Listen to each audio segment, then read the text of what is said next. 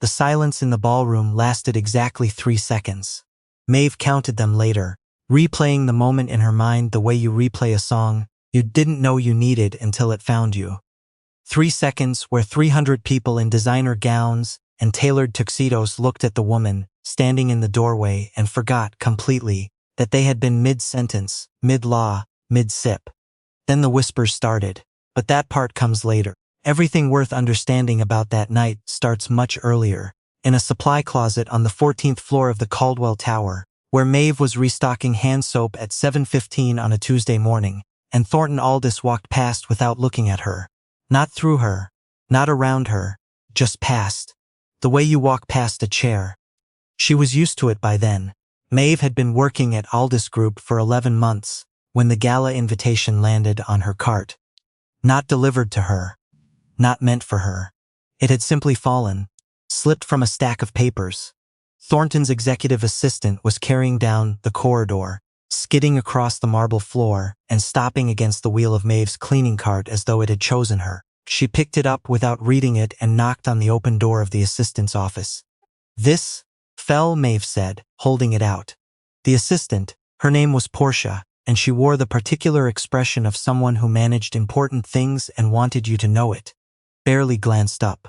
She took the envelope with 2 fingers and set it on her desk. "Thanks," she said in a tone that meant the opposite. Maeve went back to her cart and continued down the hall. She thought about that moment sometimes. How small it was. How ordinary. 2 people in a corridor, one holding a door for the other, one not noticing. The size of the thing that would undo everything. The Aldous Group occupied 4 floors of the Caldwell Tower in downtown Toronto. It was a private equity firm, the kind that dealt in numbers so large, they stopped feeling like money and started feeling like weather. Abstract, inevitable, something that happened to other people. Thornton Aldous was 44, twice divorced, and photographed regularly at charity events where he wrote checks large enough to rename hospital wings. He was not, by any measure that mattered to him, a cruel man. He simply did not think about people like Maeve. She existed in a category he had stopped registering somewhere around his 2nd year at Upper Canada College, a background feature of his life, the way elevator music was a background feature of lobbies. This was important to understand. His carelessness wasn't malice. It was something closer to erosion, the slow wearing away of the habit of seeing anyone who wasn't useful to him in a legible, immediate way. Portia, however, was different. Portia Kellner had grown up in Forest Hill and attended the same school as Thornton's youngest daughter, and had been hired on the strength of a recommendation from a golf partner rather than any documented excellence. She was 29 and wore shoes that cost more than Maeve's monthly rent, and had a very specific gift for identifying people she considered beneath her, and making sure they felt it. She was not loud about it, that was the thing. She was precise. A certain way of not moving aside in a hallway. A certain way of letting a door close a half-second earlier than courtesy required. A certain way of speaking to Maeve when she had to speak to her at all. Not rude, exactly, but abbreviated. Clipped, the verbal equivalent of a door closing. Maeve noticed all of it. She said nothing about any of it. She had learned a long time ago that the kind of woman who said nothing was the kind of woman who remembered everything. She had not always been Maeve Sutherland, Facility Services, Aldous Group 14th floor, or she had always been Maeve Sutherland. But Maeve Sutherland had not always been a woman pushing a cleaning cart through a glass and steel office tower at 7 in the morning. Her mother was Isadora Sutherland. If you worked in finance in Toronto, you knew that name. If you worked in philanthropy, you knew it twice over. Isadora Sutherland had spent 30 years building a private wealth management firm. From a rented office above a Bloor Street deli into one of the most quietly influential financial advisory groups in the country. She had done it without family money, without a husband, without the particular network of connections that Toronto's old money families pass down like heirlooms. She had done it, as she said once in a rare interview, by being the only person in every room who had actually read the documents. Isadora had one daughter. Maeve had grown up watching her mother work. She had grown up in a beautiful house in the Annex, with good schools and piano lessons and summers on Georgian Bay. And she had also grown up understanding, in the particular way that children of self-made people understand things, that none of it was permanent, that it had all been constructed, that the distance between where her mother had started and where they now lived was the length of one human life, measured in decisions. When Maeve was 26, she had gone to her mother and said something that made Isadora put down her coffee cup. "I want to work without the name," Maeve said. "I want to know what I'm made of on my own." Isadora had looked at her daughter for a long time. "That's either very brave or very foolish," she said finally. "Can't it be both?" Isadora picked up her coffee. "Yes," she said. "In my experience, the best things usually are."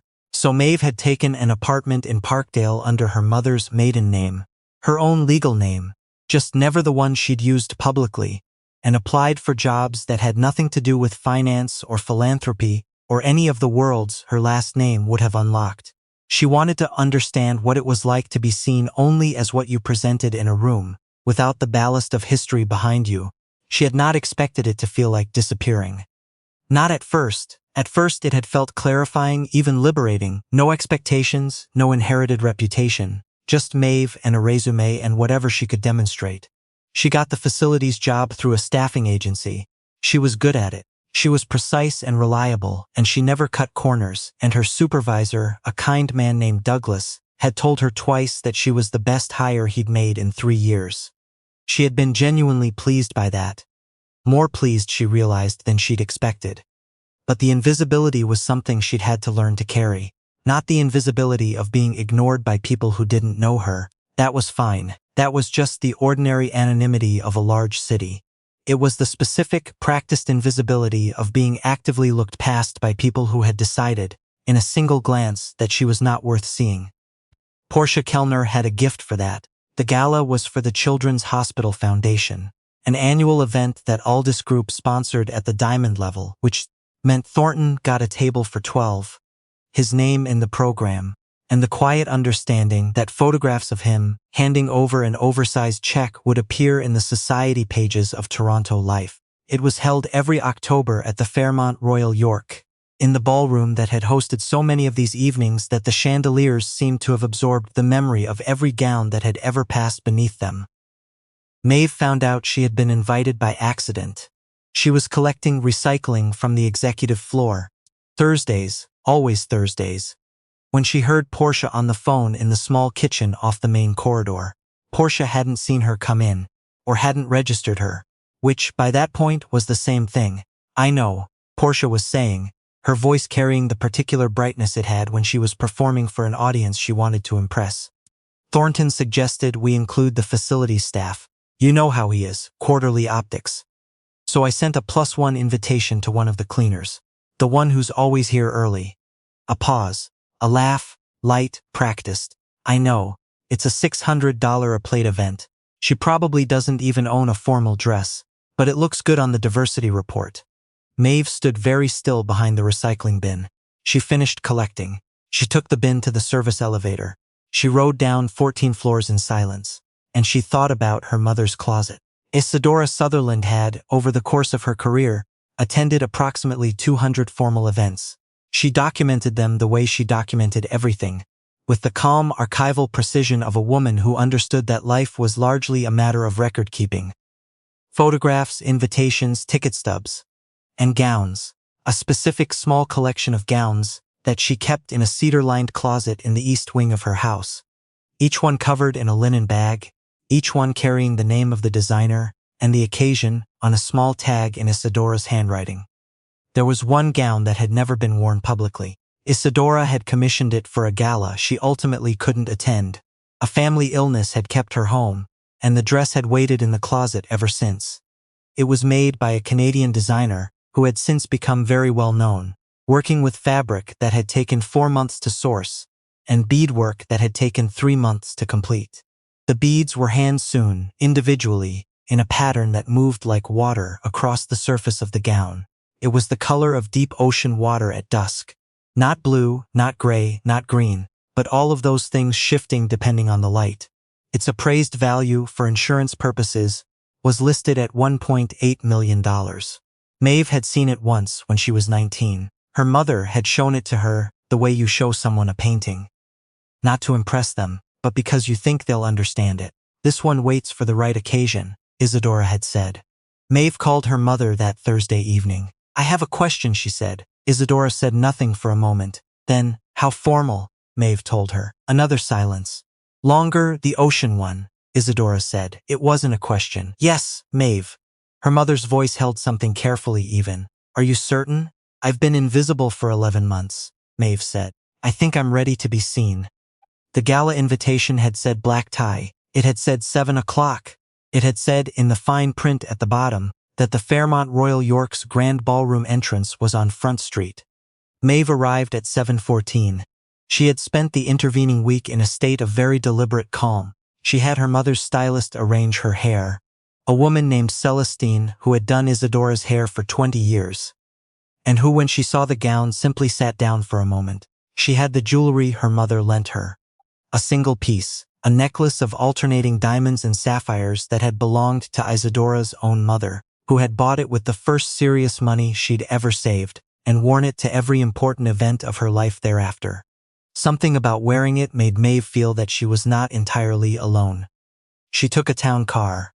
This was not vanity. The gown required it. 12 feet of trailing fabric made an ordinary taxi inadvisable. When the car stopped in front of the hotel, the driver, a man named Theodore who had been doing this for 20 years, got out to open her door and then stood for a moment after he'd done it.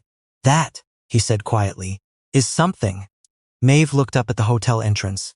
The light from the lobby spilled gold onto the stone steps. She could see people moving inside, the glitter of the event through the glass. She thought about Portia Kellner on the phone. She probably doesn't even own a formal dress. Maeve smoothed the front of the gown with one hand, felt the individual beads under her fingertips, each one placed by someone who had cared enough to place it correctly. She walked toward the light. She heard it before she understood it. A change in the sound of the room. Not silence, exactly, not yet. A shift. The way a conversation changes frequency when something enters its orbit. She was at the top of the entrance stairs when it became silence. Proper, complete silence. The kind that requires 300 people to all make the same decision at the same moment, which is almost never possible, which is why it feels so enormous when it happens. The gown moved the way her mother had once described it, like water. Each step sent a new angle of light across the beading, and the color shifted as she moved, cycling through its impossible range of blues and grays and greens in the chandelier light. The necklace caught the light from directly overhead and scattered it in small bright points across the ceiling. Maeve walked into the room. She did not look for Portia. She did not look for Thornton. She walked to her assigned table, table 12, of course. She had looked it up, and she sat down and she folded her hands in her lap, and she waited for the evening to find her. It found her quite quickly. The first person to approach the table was a woman Maeve didn't know. Silver-haired, wearing a gown that was beautiful in a very proper, expensive way, carrying herself like someone who had attended many of these evenings and was not easily moved by them. She stopped beside Maeve's chair and looked at the gown for a moment. That beadwork, she said. Is that Delacroix? Maeve looked up. It is. The woman's expression shifted into something more focused. He made 4 commission pieces before he went exclusively to ready-to-wear. I've seen photographs of 2 of them. She paused. You're wearing the ocean piece. My mother commissioned it, Maeve said. She couldn't attend the event it was made for. And your mother is? Maeve considered the question for exactly 1 second. Isadora Sutherland, she said. The silver-haired woman, whose name Maeve would learn later, was Dr. Catherine Vance, chair of the Hospital Foundation's board, smiled slowly. I've been trying to get Isadora to join our advisory board for 3 years, she said. She keeps saying she's too busy. She is too busy, Maeve said. But she might make an exception for the right cause. Catherine Vance sat down in the empty chair beside her. Tell me about your mother, she said. And then, from across the room, Maeve heard a sound she recognized, the particular quality of silence that happens when someone realizes they have made a very significant mistake. Portia had seen the gown first. This was documented later, in the way that things get documented in circles like this, through enough repeated tellings that the shape of the story becomes fixed. She had been standing near the bar with 2 colleagues from the executive floor, holding a glass of wine and talking about something Maeve would never know and didn't particularly want to, when she looked toward the entrance stairs. The glass didn't drop. She wasn't careless enough for that. But someone nearby said her name twice before she responded. Thornton noticed her expression before he noticed the cause of it. He followed her gaze. He was not a man who paid attention to fashion, but he understood rooms. He understood, in the practiced way of someone who had attended 300 events like this one, how a room distributed its attention, and he could see plainly that every person between him and the entrance had reorganized their focus toward a single point. He turned to Portia. "Who is that?" he said. Portia opened her mouth, closed it. "I don't," she started. But by then, Catherine Vance was already moving toward table 12, and the room was already shifting, and Portia was already doing the arithmetic of the evening, with a sinking feeling that the numbers were not going to come out in her favor. It was Dr. Vance who said the name first, loud enough, in a carrying voice, from across a table. "Isadora Sutherland's daughter, Thornton. Have you two met?" And Maeve watched Thornton Aldous go very still. She had not planned this part. She had not planned any of it, really. She had come because she'd been invited, officially and in writing, and she had worn the gown because it was right for the occasion, and she had given her name because she had been asked for it. The rest of it was the room doing what rooms do when information reorganizes itself. Thornton came to the table. He was gracious in the way that people who are good at events are gracious. Smoothly, without visible seams. "Maeve," he said, "I didn't realize, I wasn't aware you were." "Facility services," Maeve said. "14th floor. Thursday recycling collection is mine." She said it pleasantly. Just a fact. Something moved across his face, a calculation. "I had no idea," he said. "No," Maeve agreed, "I know." There was a silence. Not the 3-second silence of the entrance, a different kind. The smaller, more personal silence of two people understanding each other. "Your mother's firm managed a fund we consulted with several years ago," he said finally. "She's remarkable." "She is," Maeve said. "Why didn't you?" He stopped himself, started again differently. "How long have you been with us?" 11 months. Another silence. "I'd like to introduce you to some people this evening, if you're open to that," he said. The gracious voice, but with something else underneath it now. Something closer to genuine. "I'm already in conversation with Dr. Vance," Maeve said. "But yes, I'd be glad to meet people." She saw Portia twice more that evening. The first time, Portia was crossing the room in a direction that happened to intersect with Maeve's path. She stopped. She looked at the gown. She looked at Maeve's face. And something happened there that Maeve had not been expecting. Not calculation, not embarrassment exactly. Something more uncomfortable than that. Recognition. The particular look of someone who is seeing, for the first time, the full dimension of something they had been looking at for nearly a year and had chosen, over and over, to see only partially. "Maeve," Portia said. "Portia," Maeve said. A pause. "I didn't." Portia started. "No," Maeve said, gently. "Not cruelly. You didn't." She moved on. There was nothing else to say, and she knew it. Not because she was punishing Portia with silence, but because there was no version of that conversation that would resolve anything tonight. Some things needed more time than an evening. The second time, late, near the end of the event, when the tables had emptied and people were gathered in smaller clusters, Maeve saw Portia standing alone near the windows that looked out onto Front Street. She was holding a glass she wasn't drinking. She looked like someone who was doing math they didn't want to do. Maeve did not approach her, but she noticed her. There was something in Portia that Maeve understood, without wanting to. The way that a certain kind of carelessness always comes from a certain kind of need. The need to organize the world into tiers so that your own position within it feels secure. It was a small life to live inside. Maeve had never envied it even when she'd been on the wrong end of it. The car brought her home at 11:40. She sat in the back, with the gown spread carefully around her, and thought about the evening with the same kind of precise attention she brought to most things.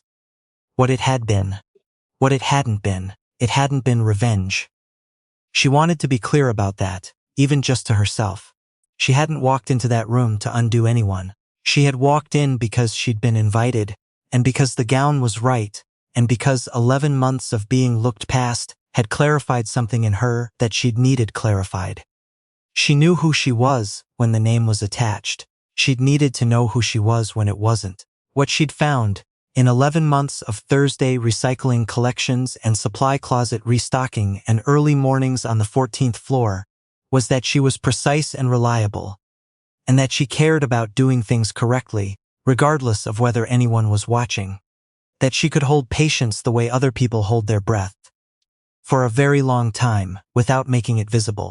That she could be in a room without taking up all the space in it, and still know privately exactly how much space she was capable of taking. Her mother called at 11:53. She had a gift for timing. "Well," Isadora said. "The gown was right," Maeve said. A pause. "And Dr. Vance wants to talk to you about the advisory board." Isadora made a sound that was almost a laugh. "Of course she does. And I think," Maeve said slowly, "I'm ready to come back to the proper work when you have room, Maeve." Her mother's voice was warm. Not triumphant. Her mother was never triumphant. But warm. "I've had room for you since the day you left. I was just waiting for you to know you were ready." Maeve looked out the car window at the city moving past. The CN Tower lit against the sky. The lake somewhere beyond the buildings. Invisible but present the way it always was in this city. Something you didn't need to see to know was there. "I know something now," she said. "I know the difference between being seen and being known. Most people only ever get one of those. And which did you get tonight?" Maeve thought about Catherine Vance asking about the gown. About Thornton's face as he recalibrated. About Portia standing alone by the window, holding an undrunk glass, finally seeing the full shape of something she'd only ever looked at in pieces. "Both," she said. "I think I got both." The city slid past outside the window. Somewhere on the 14th floor of the Caldwell Tower, her cart was parked in the supply closet, neat, organized, ready for Thursday. She would not need it again, but she was glad, in a way she hadn't expected to be, that she had pushed it.